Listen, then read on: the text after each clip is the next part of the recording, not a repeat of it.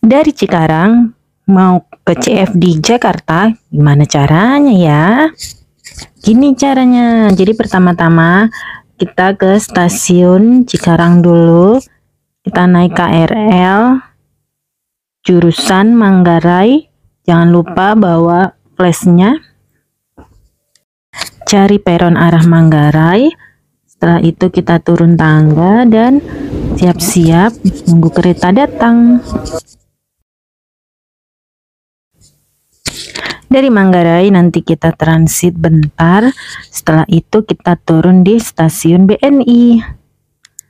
Nah, ini udah ada di stasiun BNI, kita tinggal lurus terus naik tangga ke atas dan tada, sampai deh di tempat CFD di Jakarta, tepatnya di depan bangunan stasiun BNI.